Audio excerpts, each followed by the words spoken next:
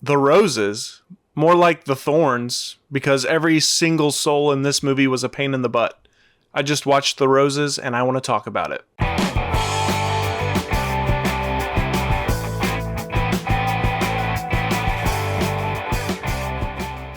The Roses is a remake of the 1989 movie The War of the Roses, which is based on a novel of the same name.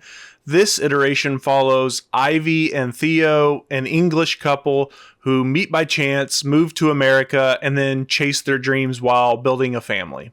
That's what we get in the beginning, and then we catch up with them later as Theo is about to celebrate the opening of a building he has designed as an architect, and Ivy is not using her full talents as a chef. She's been more focused on raising their two children. The dynamics shift when Theo's building collapses, along with his self-worth, and then Ivy's struggling restaurant becomes an overnight success. So their roles change, and Theo can't cope with that, and Ivy's not about to play that. So the resentment grows and grows into a fever pitch. Their once loving, if not stressed, household becomes a breeding ground for cruelty and subterfuge. Olivia Colman is Ivy, and at the start of the film, she's warm and charming and sort of unremarkable.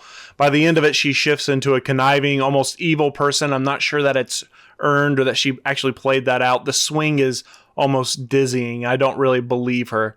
Sure, her husband is whining and unappreciative, but for her to leap to a murderous state of mind doesn't quite come off as believable to me. Benedict Cumberbatch is Theo, and he plays the descent into disgrace and madness quite well, sometimes over the top with his theatrics though, but the character itself is brittle and ungrateful and unpleasant to be around for most of the movie. And I just got done describing our two leads, and maybe you can see the hope of having a likable character in this movie fading away. I think Andy Samberg as Barry, their friend, and Kate McKinnon, his wife, Amy, are having a lot of fun in this movie. They'd be awful people to be around in real life, but they're really the only source of laughs in this whole film. And when I kept seeing this trailer in theaters over and over there for a while, I thought McKinnon was going to be unbearably unfunny in this, but I was wrong. She's the bright spot in this dark movie.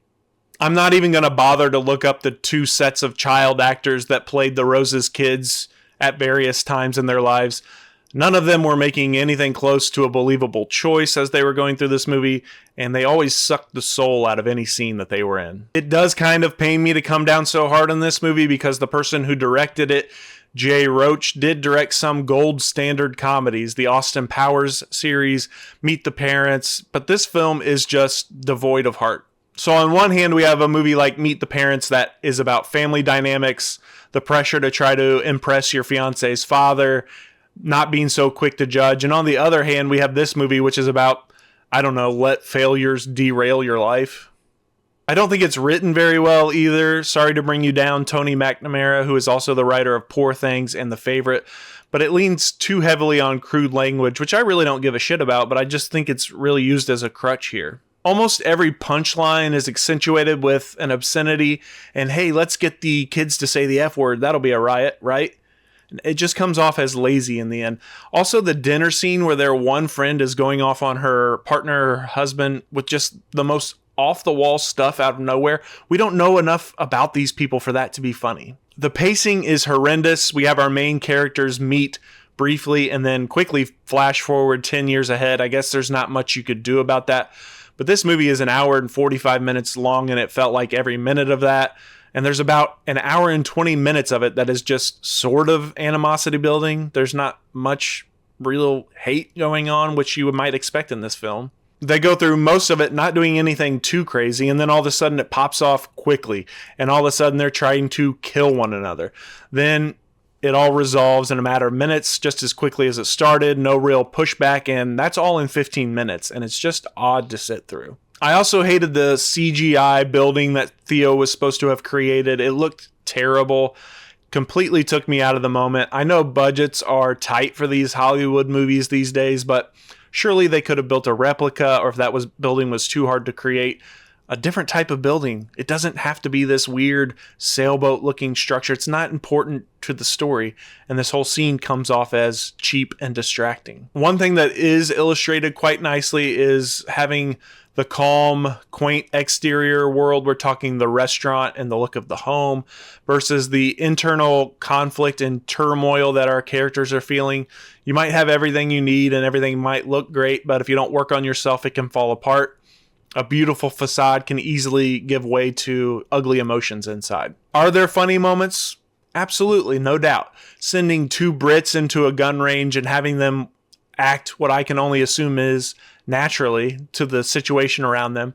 And then Theo, as he starts spooning Ivy to mirror what Barry is doing while she's firing off rounds, is funny. It's a genuinely humorous moment, but they are too few and far between. This is not a film you watch for the cinematography. You have to try really hard to find a frame that's not a close-up oneer or a shot with so much bokeh that you can't tell what's going on in the background. So I'll have to go with this shot here after the big fight during dinner when they had friends over at the house. It's simplistic, but hey, it shows the giant chasm between the Roses at this moment.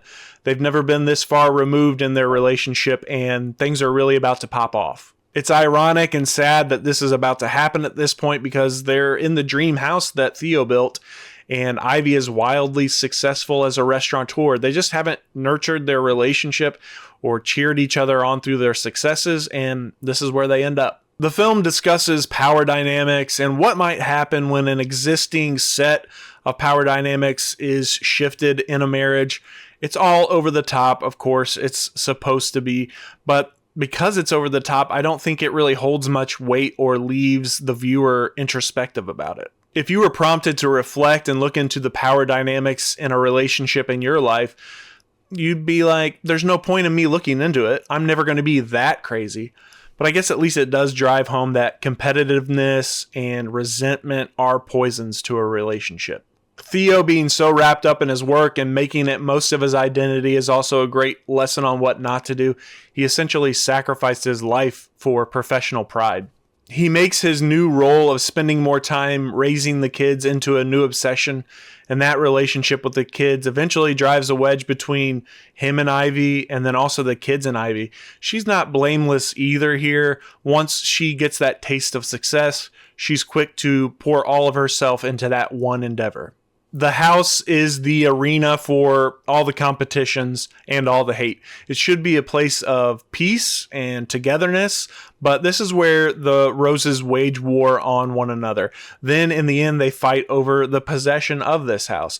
And finally, they destroy the house just like they've destroyed their marriage. The scene with the beached whale that Theo finds and rescues, and he doesn't even want to share that with Ivy at this point, is a surprisingly touching moment in this film. I think the relationship feels beached at this point, and like the whale, Theo can't move it on his own. He runs to get people to help save the whale, and in the marriage, if it's going to be saved, Ivy needs to pull her weight as well. Weirdly, they do this in the last few minutes of the movie, but then it's brushed over, it's canceled out, and it's unsatisfying how they wrap this movie up. If I missed any themes or symbolism in this masterpiece, let us know in the comments. The big storm that crashes Theo's dreams and simultaneously builds up Ivy's business is going to be the pivotal moment. Ivy goes from having about 30 customers a week to having more than 100 in a day. She's opening restaurants across the country and neglecting marital needs. It makes Theo lose his job and himself, and guess what? He's neglecting marital needs. There's no real support from either of them. They're both trying so hard for their own self-interest, which makes them very unlikable, in my opinion. It's like, what are you so upset about? You have your health, you have wealth, you have each other. Move along. There's so many worse things in the world. But anyway, it's the storm that blows all this in for these two. I've discussed a lot of problems already, but I'm going to go ahead and tack a few more on here. I don't really buy Benedict and Olivia's relationship, that they love each other, at least that part. Maybe that they hate each other. There's some truth to that. I could believe a little bit about that, but no real loving chemistry, and that made it hard to buy in from the start.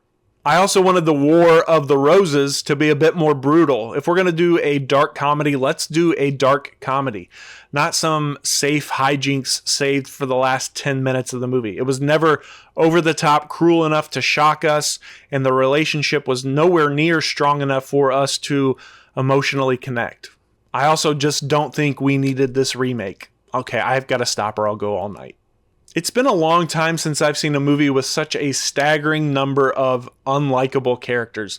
This is a two-spool movie. Two Spools is a movie that is essentially not good. It either didn't have a mark or it had no idea what mark it was aiming for, and it's certainly not one that I would watch again. Life is too short for that. That's a wrap for The Roses. Thank you so much for being here, hanging out. If you enjoyed it and you want to check out the Patreon community, it's $3 for everything listed here. Hopefully we can grow that community up. But if you just want to check out the next video I review or talk about, you can do that. Like, subscribe, follow me here on YouTube, and we'll catch you on the next one.